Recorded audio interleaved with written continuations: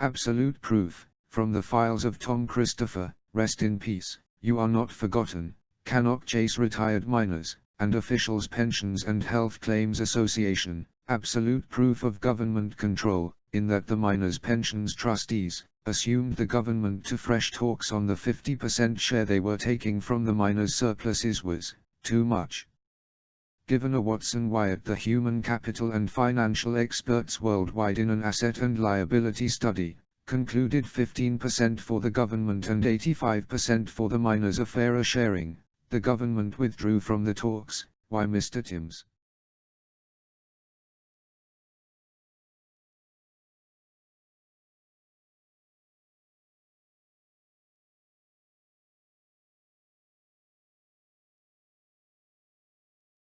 More absolute proof, NACOD's logo, salutation, hi Susan, a copy of the letter for Tony from NACOD's National Union. This is good news, kind regards, Tom. Our reference BCSSS/TUI address as follows: Mr. Stephen Timms, MP Secretary of State for Trade and Industry, 1 Victoria Street, London, SW1H0ET. Dear Mr. Timms, Re. British Coal Staff Superannuation Scheme, Trade Union Meeting. The trade unions with members in the British Coal Staff Superannuation Scheme, BCSSS, have met, and unanimously agreed that we should seek a meeting with you, representatives of the following trade unions, discussed matters of joint interest in respect of the BCSSS, 1 Apex/GMB, 2 BACM Team, 3 NACODS, South Wales Area, NUM COSA. We would like to meet you to discuss the following: A. To seek a formal negotiating forum between the unions representing BCSSS members and the DTI as the settler of the scheme. B. Review of the government guarantee. C. Benefit improvements. D.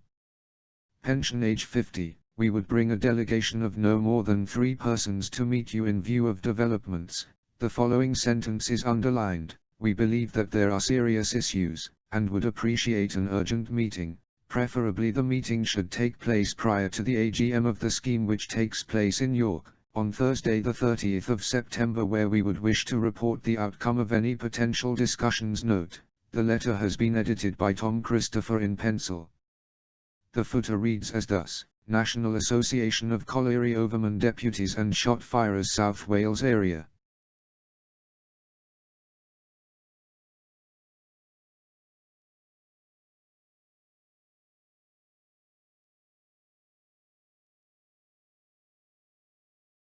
Notes of a meeting between Coal Pension Trustees Services Limited, CPT, and Cannock Chase, Retired Miners and Officials Pensions and Health Claims Association, the Association, at CPT offices, Sheffield, on Monday, the 3rd of February, 2003.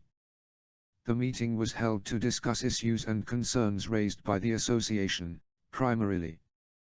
These focused on the 1994 guarantee arrangements for the closed British coal pension schemes, the MPS and the BCSSS, but there were also other issues, including the progress of negotiations with the government on the surplus sharing arrangements, and the extension of the guarantee to specific bonuses, the operation of the secondary standstill guarantee, and the DTI small pension lump sum payments to MPS members. The 1994 guarantee arrangements and negotiations with government. CPT confirmed that the trustees regarded the guarantee as essential and a legal agreement. It was the financial aspects of the surplus sharing arrangements that were at issue. The first purpose of the guarantee was to provide protection for members in the event of a deficit, but it also allowed the trustees to follow an investment strategy aimed at generating surplus to allow for benefit improvements.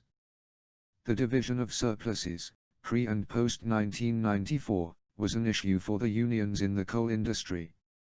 But pension arrangements guaranteed by government, with a 50% share of surplus for members, were a much better deal than other schemes enjoyed. On the MPS, prior to privatization, a Rules Amendment Committee, RAC, considered Proposals from British Coal for any rule amendments. Proposals made by British Coal for a 50/50 sharing of the 1993 valuation surplus, were agreed by a majority vote of the IAC, but the NUM-appointed IAC members did not agree the proposals.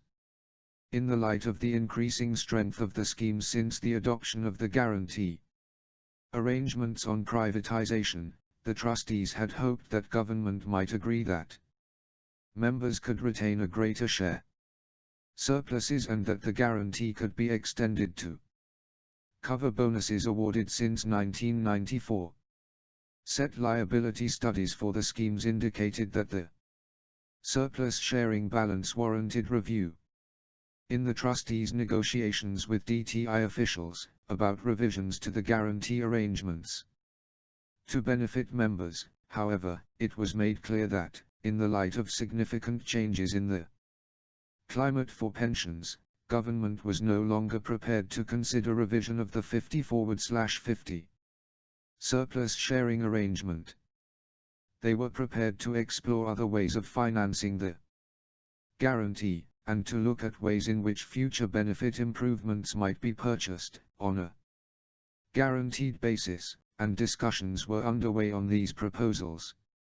NACOTS, South Wales, then asked for a judicial review of the government's decision not to consider any revision of the 50/50 surplus sharing arrangements. The decision was felt to be out of line with the undertaking given in January 2002 to look at revisions to the 1994 guarantee arrangements, which would benefit members of the schemes. The judge had agreed there was a case to answer, so the claim for the review was past its first stage. The trustees' negotiations with the DTI could not progress. It was unlikely negotiations would recommence before Easter, but work was continuing in the background so discussions could recommence once the judicial review was completed.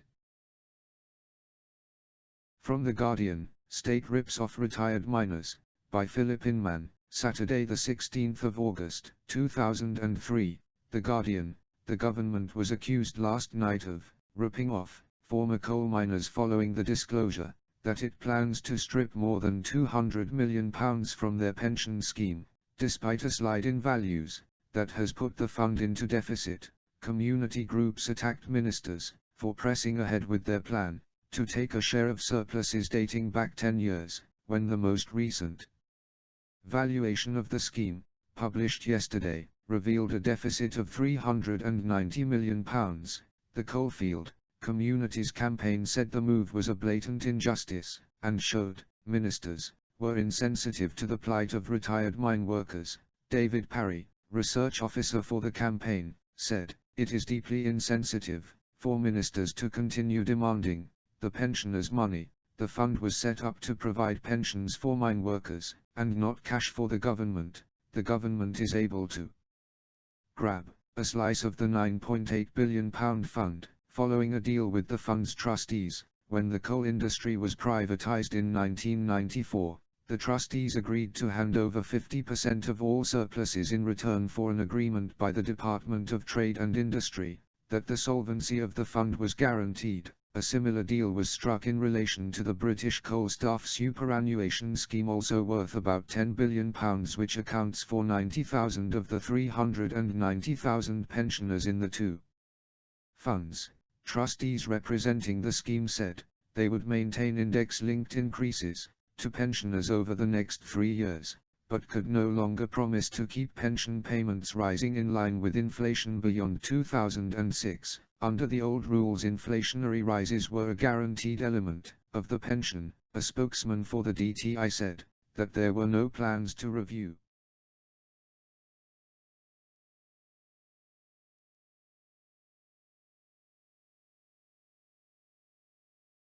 Cannock Chase Retired Miners and Officials Pensions and Health Claims Association. The dispute. General Secretary Bledine Hancock maintains his view on this outrage. His union withdrew their judicial action to allow the government to come back to the table, as they were being blamed for the hold-up in talks. 2002. 2004 we are still waiting.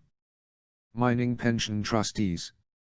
Mr. Bledine Hancock, trustee for BCSSS, stated, the 1994 agreement may well be illegal. At a meeting in 2001, he also provided evidence that the DTI were using miners' pension funds surpluses to pay for their own compensation claims against their former employer British Coal.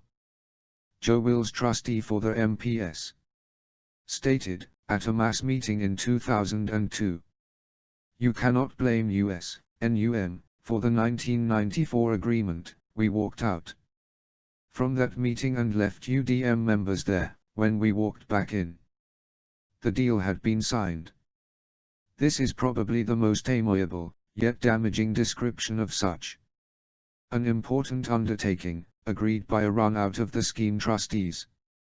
Agreement procured without referendum, or presence of elected trustees, and a blatant government technique, used to fool the beneficiaries of the pension scheme, as could ever be made.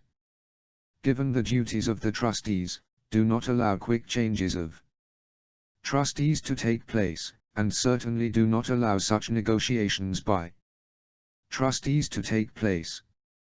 It is an outrage beyond comprehension. Should the excuse be made that a rule had to be broken to secure a deal? Also, next, because of time limitations imposed upon the trustees, this is unacceptable within the rules.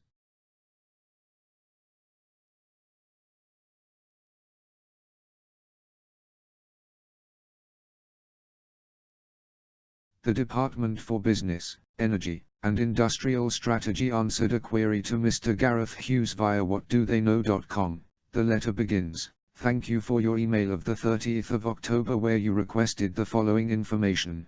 Can the department publish the names of the signatories who signed the initial documents regarding the 50/50 share-out? We are given to understand that the trade unions, National Union of Mine Workers and the Union of Democratic Mine Workers would not sit in the same room together. How could the documents have been signed if this was the case? It's about time that the situation was cleared up for all time. We do not agree that all mining pensioners are 33% better off than they would have been had they received only their earned pension up to privatization. Around 7,000 scheme members die each and every year." The letter goes on to briefly explain the Freedom of Information Act 2000, and now those immortal words that form part of Ground Zero that will underpin our campaign. The letter goes on to say, the attached document is the agreement on the guarantee, and the arrangements for sharing scheme surpluses. As you will see, this was signed on behalf of the trustees collectively, and the Secretary of State rather than by each trustee individually.